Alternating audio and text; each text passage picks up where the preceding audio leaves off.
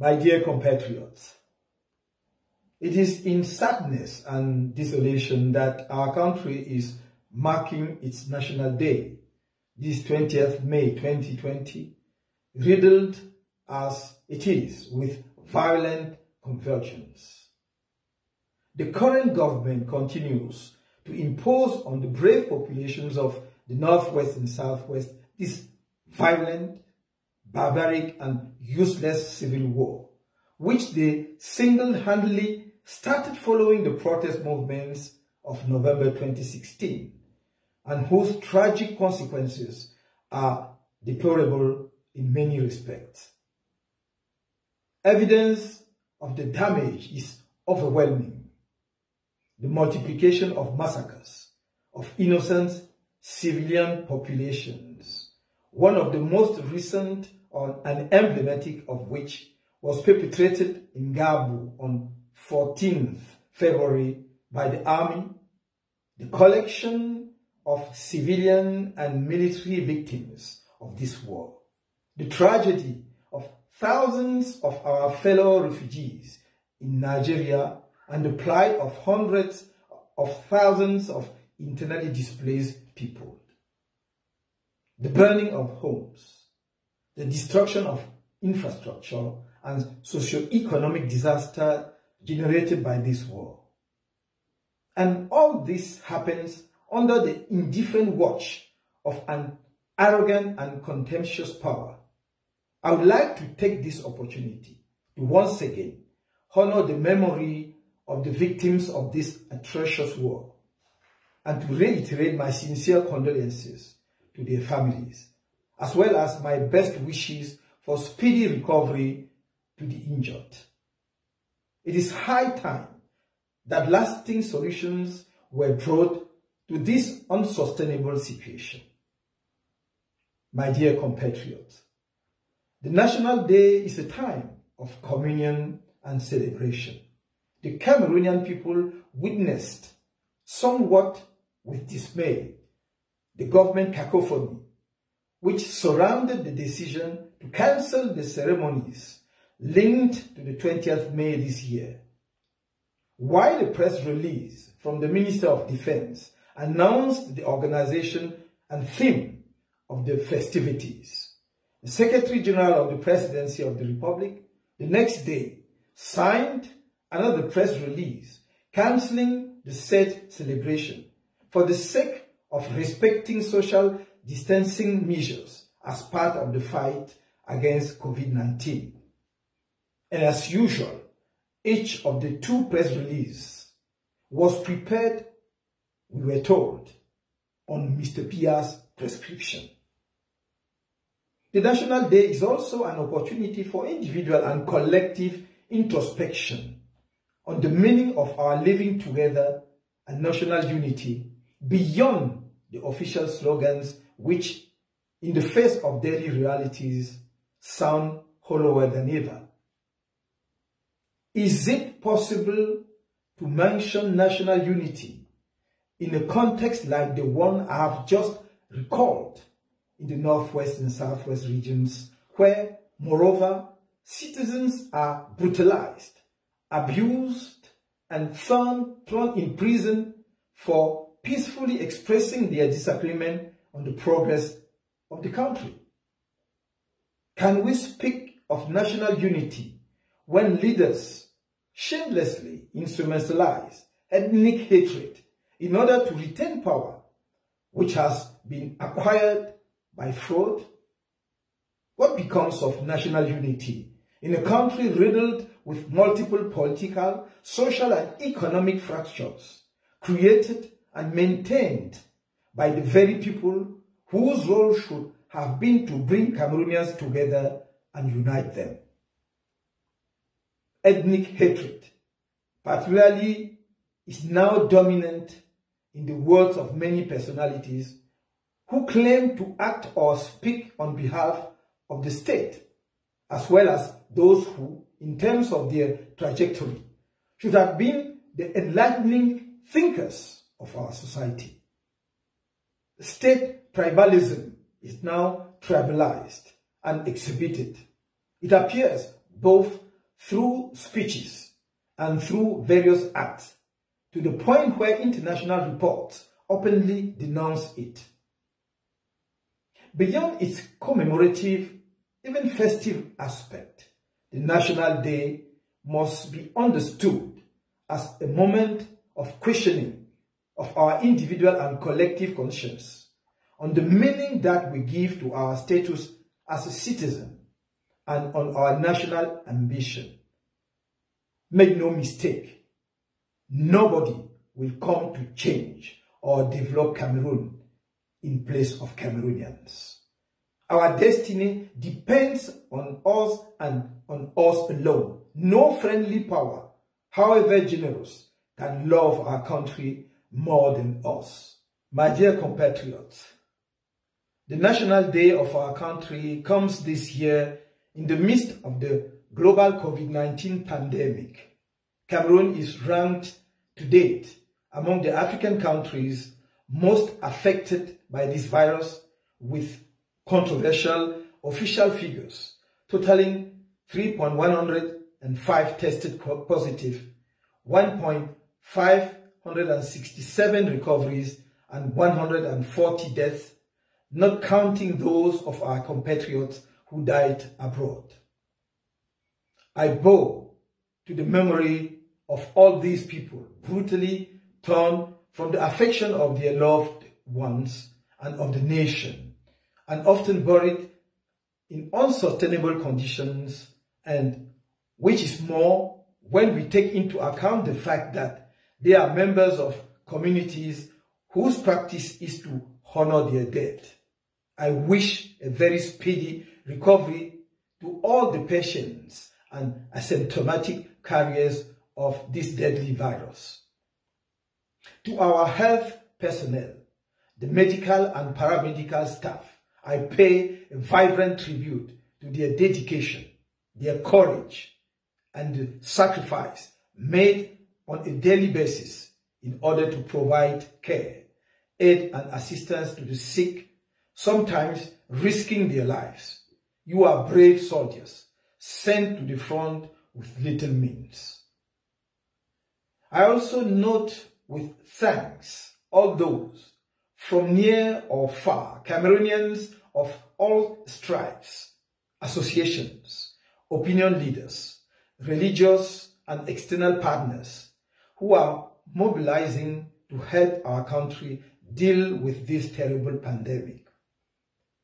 Noting that the public authorities had not been proactive in the fight against the spread of COVID-19, despite my various previous proposals and warnings, I launched in my capacity as Cameroonian citizen an initiative called Survie Cameroon Survival Initiative, thereafter SCSI.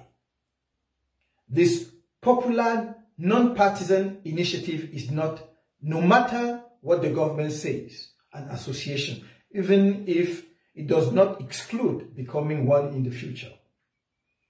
Its purpose is solely humanitarian, namely to provide additional urgent aid to the Cameroonian people at risk in the face of the serious threat of COVID-19.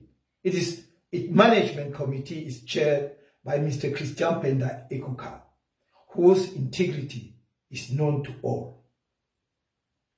I thank again the Cameroonian and foreign personalities who have accepted with good grace to bring their precious sponsorship to this citizen initiative.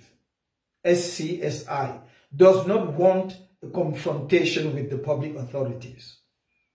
It does not intend to supersede the action of the government in the fight against COVID-19. How could it do so? It only wants to bring its citizen contribution to a health war which calls upon the whole nation and which should be an opportunity for the nationwide mobilization of unity of Cameroonians without exception. It will therefore continue without a blow. SCSI has successfully mobilized exceptional Cameroonians from all walks of life, from all backgrounds, from within and from the diaspora, who have freely agreed to come to help their Cameroonian compatriots at risk.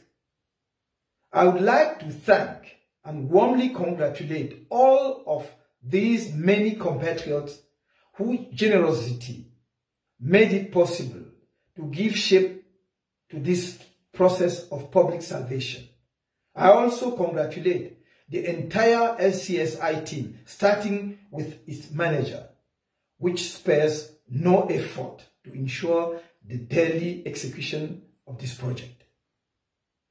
Against all expectations, SCSI undergoes savage and repeated assaults from the regime for reasons that it will one day give to Cameroonian people, I hope, the reason.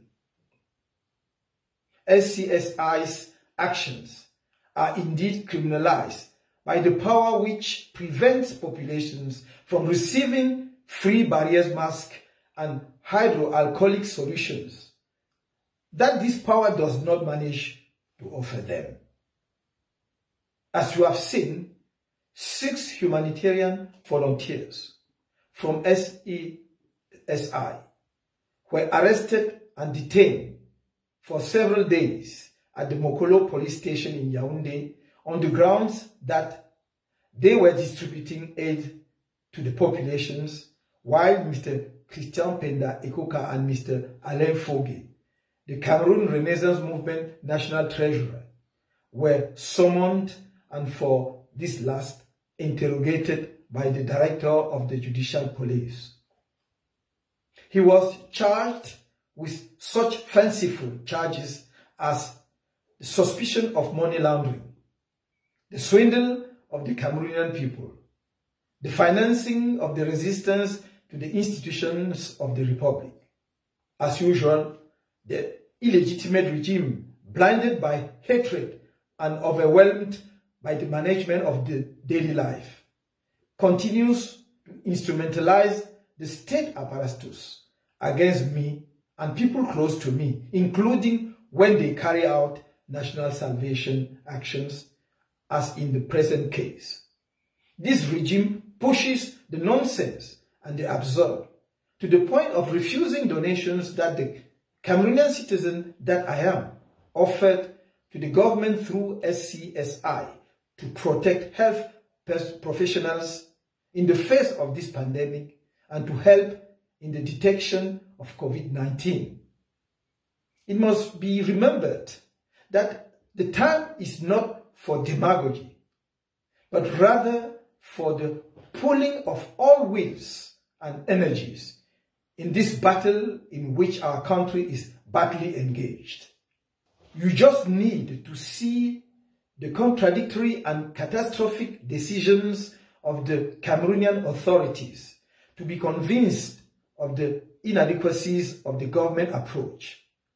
Why we are told that the person who assumed the functions of head of state has cancelled the celebration of the National Day for the sake of respecting the essential barrier measures for protecting against COVID-19. The Prime Minister orders the opening of drinking places and other places of entertainment beyond 6 p.m.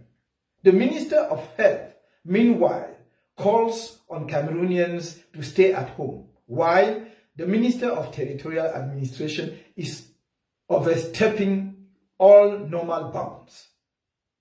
All this hardly hides the absence of leadership at the head of our country.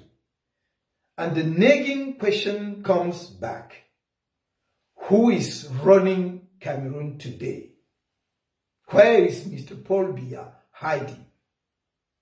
He who, nevertheless, granted himself the function of President of the Republic in contempt of the polls after the 7th October 2018 presidential election. The country is often of a president who abandoned it in the midst of a health crisis, in a context where all world leaders, even physically weakened, have taken personal responsibility for the response to COVID-19 in their countries. The episode of the so-called video of 16th April 2020 that occurred just after the filing of the request submitted on 11th April 2020 to the President of the National Assembly, the Speaker of the House, for the purpose of referring to the Constitutional Council has not produced the expected political effect. The other audience of the 13th May did not have a better result either. Indeed, Cameroonians continue to wonder where Mr. Paul Biya has gone. Those who want to lead Cameroon through mutual agreement succession and their supporters try to explain that it is normal for a president of the republic to disappear for months, leaving his people grappling with a pandemic that is sowing the death.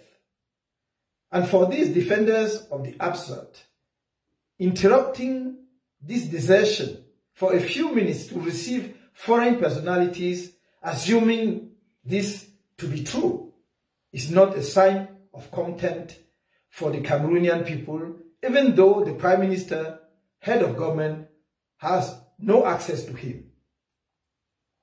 My dear compatriots, you will agree with me that the unity of our people and of our nation is at risk in this context of uncertainty and turbulence.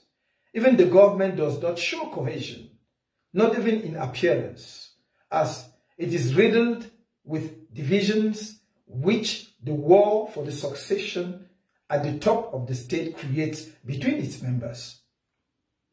The war against Boko Haram is one of our major concerns, with the resurgence of attacks on our soil after the period of relative calm observed, notably thanks to the support of the international community, which I would like to thank once again. I renew my deepest sympathy to the families of the victims of this other war and my best wishes for the speedy recovery of the injured and a quick return to a peaceful life in the affected areas. The civil war in the northwest and southwest and the post-electoral crisis persist while lasting solutions exist. The Cameroon Renaissance movement has never stopped making constructive proposals. Despite the government's indifference, our party continues to do so. In this spirit, I propose a framework for resolving this crisis in the northwest and southwest and the post-electoral crisis, comprising of a high-level committee assisted by a technical subcommittee. As regards the high-level committee, it is a political committee responsible for mediation and chaired by a sitting or former African president, assisted by the panel of the wise of the African Union. The committee should, after consulting the Cameroonian government and all the main protagonists, including those in detention, work for the establishment of mechanisms aimed at immediately stopping the violence and its resurgence. These mechanisms should benefit from the support of the international community at political, technical, and financial levels. I'm already calling for a ceasefire, even a temporary one, to be agreed upon without delay between the protagonists of the armed conflict with the assistance of the United Nations and the African Union. Such an act will show the greediness of all the belligerent parties. It is a vital act because it will alleviate the suffering of our poor populations, create the conditions for the establishment of the framework for discussions and, in the current context of COVID-19, to bring adequate help to the populations of the two regions where the pandemic is on the rise. At the same time as the ceasefire, the release of all prisoners incarcerated in the context of the Anglophone crisis and post-electoral crisis is essential, including Mr. Sisiku Ayub Tabe and his supporters, and in the case of post-electoral crisis, the 15 prisoners of conscience of Cameroon Renaissance Movement, militants including the first vice president of our party, Mr. Mamadou Yakuba Mota. I would like to take this opportunity to reiterate to these Cameroon Renaissance comrades still incarcerated my fraternal and patriotic greetings and all my encouragement for the bravery and the dignity which they have been showing. We continue to use all possible means for their release. Concerning the technical subcommittee, it is a support organ responsible for drawing up the main draft text to be submitted for discussion and approval by the political committee, including a draft amendment to the constitution or a new constitution and a draft amendment to the electoral code. This technical support committee could be composed of representatives of political parties present in the political field for at least the last 5 years and which have achieved the best electoral performance during this period. ELECAM, NGOs with proven experience in the conflict resolution, the defense of human rights, and the strengthening of democratic capacities. More generally, in the context of the fight against COVID-19, it is just as urgent to release a greater number of detainees from our prisons. The presence of this virus is in penitentiaries in the country, having now been proven. My dear compatriots, in the context where everything seems to lead us to resignation and community-centered attitude, I invite each of you to draw on the sacrifice of our nationalist heroes and the exceptional will of living together which enabled the outcome of reunification in 1961 to keep hope and work tirelessly for a proud Cameroon, respectful of its historical heritage, endowed with a high national conscience and a sharp sense of national interest. The national resistance must remain stronger than ever in this delicate period, when the current regime believes it can take advantage of the COVID-19 pandemic to distract the Cameroonian people from their courageous struggle for change and continue to arrest, torture, and imprison Cameroon Renaissance Movement militants and sympathizers, far from the attention of Cameroonians and the international community. I would like to reassure you that my determination remains steadfast. Stay strong so that together we take our fight to another level after this health crisis. Stay mobilized and confident. We will not accept, and neither will you, I know, the mutual agreement succession in our country, nor new popular elections without consensual reform of the electoral system. Only the Cameroonian people will have to choose their legitimate leaders in freedom and democratic transparency.